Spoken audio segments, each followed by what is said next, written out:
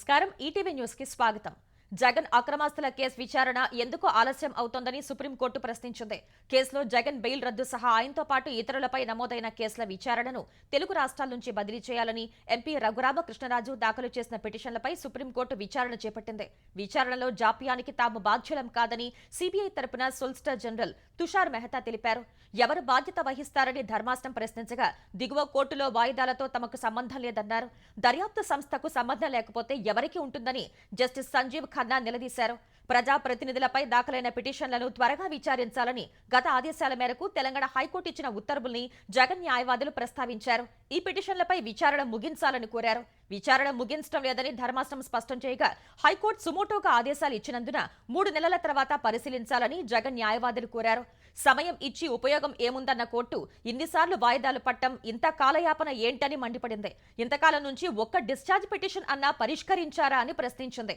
Telangana high court విచారణను త్వరగా పూర్తి చేయాలని ఆదేశాలు ఇచ్చినందున తదుపరి విచారణను ఏప్రిల్ ప్రథమార్థంలో చేపట్టనున్నట్లు ప్రకటించింది. స్కిల్ కేసులో చంద్రబాబు బెయిల్ రద్దు చేయాలన్న పిటిషన్పై సుప్రీంకోర్టులో విచారణ ఫిబ్రవరి 12కు వాయిదా పడింది. చంద్రబాబుకు రెగ్యులర్ బెయిల్ ఇవ్వటాన్ని సవాల్ చేస్తూ ఏపీ ప్రభుత్వం ఈ పిటిషన్ దాఖలు చేయగా కౌంటర్ వేసేందుకు 4 వారాల సమయం ఇవ్వాలని చంద్రబాబు తరపు న్యాయవాది హరీష్ సాల్వే ధర్మాసనాన్ని కోరారు. మొదట విచారణను ఫిబ్రవరి 9కి వాయిదా వేయాలని చంద్రబాబు తరపు న్యాయవాది కోరగా ఆ రోజు తనకు మరో కేసు ఉందని ప్రభుత్వ న్యాయవాది రంజిత్ కుమార్ సుప్రీంకోర్టుకు తెలిపారు. ఫిబ్రవరి 12న విచారణ చేయాలన్న హరీష్ సాల్వే విజ్ఞప్తిని సుప్రీంకోర్టు అంగీకరించింది. ఆంధ్రప్రదేశ్లో ప్రభుత్వ ఉద్యోగులు జీతం అడిగితే జైలుకు పంపే దుస్థితి నెలకొందని తెలుగుదేశం అధినేత చంద్రబాబు మండిపడ్డారు. తిరుపతి జిల్లా వెంకటగిరిలో జరిగిన రా కదలిరా బహిరంగ సభలో పాల్గొన్న ఆయన వైకాపా పాలన వైఫల్యాలను ఎండగట్టారు. వైకాపా పాలనలో ఏ వర్గమైనా సంతోషంగా ఉందా అని ప్రశ్నించారు. వైకాపా వచ్చాక వెంకటగిరి తలరాత మారిందా అని నిలదీసిన చంద్రబాబు ఇక్కడి ఎమ్మెల్యే ఆనం రామనారాయణ రెడ్డి జగన్ పాలన బాగోలేదని చెబితే ఆయన దూరం పెట్టేశారని విమర్శించారు. ఆనం ప్రజాహితం కోసం మాట్లాడినా ఏమాత్రం పట్టించుకోలేదని ఆరోపించారు. సీనియర్లను కూడా లెక్కపెట్టని అహంకారం జగన్దని దుయ్యబట్టారు. 1000 తప్పులు చేసిన సీఎంను ఇంకా భరిస్తారా అని ప్రజల్ని కోరారు. ఓటు అనే వజ్రాయుధాన్ని ప్రయోగించాలని సూచించారు. ఓట్ల అక్రమాలపై చేసిన ఫిర్యాదుల్ని వెనక్కి తీసుకునే ప్రసక్తే లేదన్న చంద్రబాబు వైకాపాకు వంతపాడిన వారిపై చర్యలు తప్పవని స్పష్టం చేశారు.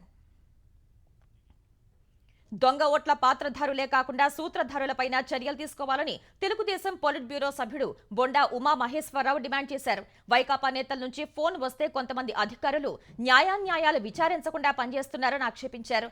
ఎమ్మెల్యే పదవి పోతోందనే అసహనంతో కొడాలి నాని ఉన్నారని బొండా ఉమా విమర్శించారు. 80 రోజుల తర్వాత కొడాలి నానితో జగన్ రెడ్డి మరే రెడ్డి కనిపించరని బొండా ఎద్దేవా చేశారు.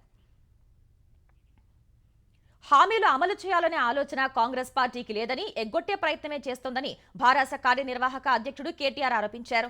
కాంగ్రెస్ ఇచ్చిన 420 హామీలను ఎండగొట్టే బాధ్యత భారాసపై ఉందని మెదక్ లోక్సభ నియోజకవర్గ సన్నాహక సమావేశంలో నేతలకు సూచించారు.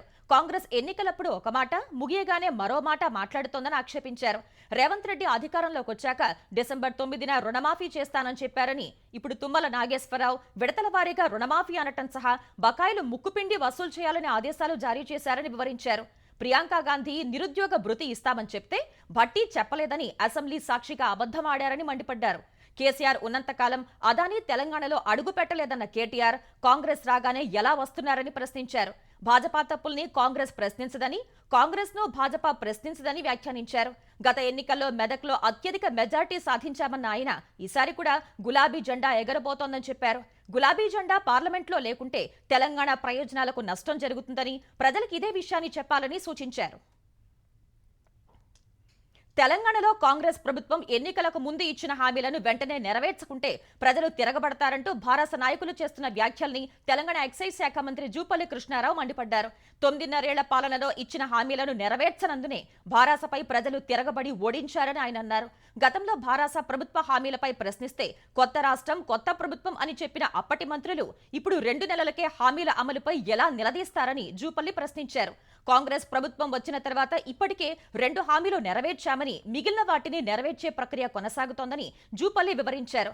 ప్రజాపాలన దరఖాస్తుల పరిశీలన పూర్తి కాగానే దశలవారీ మిగిలిన గ్యారంటీలు అమలు చేస్తామని ఆయన స్పష్టం చేశారు. తెలుగు రాష్ట్రాల ఉమ్మడి ప్రాజెక్టుల నిర్వహణ బాధ్యతల్ని కృష్ణానది యాజమాన్య బోర్డుకు అప్పగించేందుకు అంగీకరించడం ద్వారా కాంగ్రెస్ ప్రభుత్వం తెలంగాణ ప్రయోజనాలను కేంద్రానికి తాకట్టు పెట్టిందని మాజీ మంత్రి హరీష్ రావు ఆరోపించారు.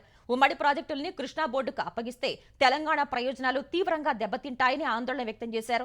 ఉమ్మడి ప్రాజెక్టుల నిర్వహణపై 2021 జూలైలో నోటిఫికేషన్ వస్తే అప్పటి కేసీఆర్ ప్రభుత్వం దాన్ని తీవ్రంగా వ్యతిరేకించిందని గుర్తు చేశారు. ముందు ఆపరేషన్ మాన్యువల్ ఖరారు చేయాలని చెప్పినట్టు వివరించారు. కృష్ణా జలాల్లో తెలంగాణకు సగం వాటా ఇవ్వాలని డిమాండ్ చేసినట్టు తెలిపారు. శ్రీశైలంలో విద్యుత్ ఉత్పత్తి చేసి సాగర్కు నీరు విడుదల చేయాలని ప్లానింగ్ కమిషన్ చెప్పినట్టు గుర్తు చేసిన హరీష్, తాగునీటిని 20%గానే లెక్కించాలని బచావత్ ట్రైబ్యునల్ స్పష్టం చేసిందన్నారు. పోతిరెడ్డిపాడు నుంచి 34 టీఎంసీలే తీసుకోవాలని చెప్పారన్న ఆయన, ప్రస్తుత ప్రభుత్వం ఇవేవీ పట్టకుండా కృష్ణా ప్రాజెక్టుల్ని కేఆర్ఎంబీకి అప్పగిస్తోందని ఆక్షేపించారు. జాతీయ హోదా తీసుకొస్తామని చెప్పి ఉన్న ప్రాజెక్టుల్ని ఢిల్లీకి అప్పగిస్తున్నారని ఆరోపించారు. అయోధ్య రామ మందిరంలో ప్రాణ ప్రతిష్ఠ చేసే బాలరాముడి విగ్రహం అందరినీ ఆకట్టుకుంటోంది. గురువారమే ఈ విగ్రహాన్ని గర్భగుడిలోకి చేర్చగా తొలుత బాలరాముడి విగ్రహం ఫోటోలను భాజపా సీనియర్ నేత ప్రకాష్ జావడేకర్ సామాజిక మాధ్యమంలో పోస్ట్ చేశారు. 51 అంగుళాల పొడవున్న బాలరాముడి విగ్రహానికి కళ్లకు గంతలు కట్టి ఉన్నాయి. చిన్న వయసులో ఉన్న రాముడు నిల్చున్న రూపంలో బాలరాముడి విగ్రహం ఆకట్టుకుంటోంది. తర్వాత మరికొన్ని చిత్రాలు బయటకు రాగా ఈ ఫోటోలు సామాజిక మాధ్యమాల్లో చక్కర్లు కొడుతున్నాయి. మైసూర్కు చెందిన శిల్పి అరుణ్ యోగిరాజ్ నల్లరాయితో ఈ విగ్రహాన్ని రూపొందించారు. ఈ నెల 22న 12:20 నుంచి 1 గంట వరకు బాలరాముడి విగ్రహ ప్రాణ ప్రతిష్ఠ నిర్వహిస్తారు.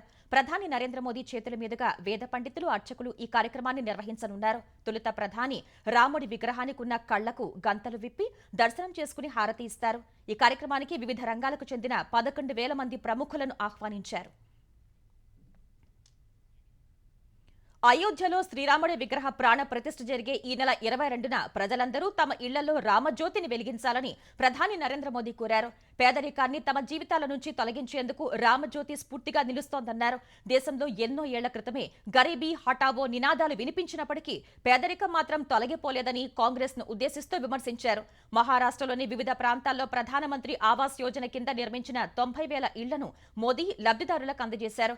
షోలాపూర్లోని రాయ్నగర్ హౌసింగ్ సొసైటీ కింద నిర్మించిన 15,000 నివాసాలను బీడీ కార్మికులు, నేతన్నలు, డ్రైవర్లు, వీధి వ్యాపారస్తులకు పంపిణీ చేశారు. అనంతరం అదే వేదిక నుంచి పీఎం స్వానిధి పథకం కింద 10,000 లబ్ధిదారులకు 1-2 విడత కింద 10,000 రూపాయల చొప్పున వారి ఖాతాల్లో జమ చేశారు.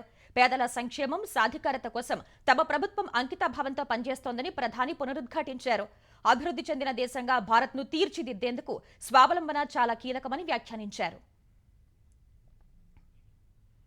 అయోధ్యలో శ్రీరామ విగ్రహ ప్రాణ ప్రతిష్ఠ కార్యక్రమానికి తెలుగుదేశం అధినేత చంద్రబాబు హాజరు కానున్నారు.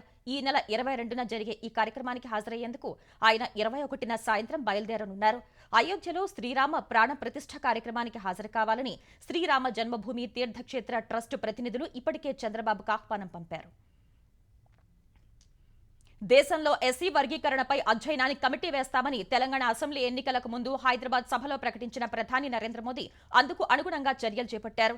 ఎస్సీ వర్గీకరణపై కేబినెట్ సెక్రటరీ రాజీవ్ గౌబా నేతృత్వంలో కమిటీ ఏర్పాటు చేస్తూ కేంద్ర నిర్ణయం తీసుకుంది. 5 సభ్యులతో ఈ కమిటీ ఏర్పాటు చేసింది. ఇందులో కేంద్ర హోంశాఖ, న్యాయశాఖ, గిరిజన, సామాజిక న్యాయ శాఖల కార్యదర్శులు సభ్యులుగా నియమించింది. ఎస్సీ వర్గీకరణపై రాజ్యాంగ ధర్మాసనం ఏర్పాటుకు గతంలో సుప్రీంకోర్టు అంగీకరించిన వేళ కేంద్రం ప్రత్యేక కమిటీ వేసింది. ఈ కమిటీ ఈ నెల 22న తొలిసారి సమావేశం కానున్నట్టు కేంద్ర ప్రభుత్వ వర్గాలు తెలిపాయి.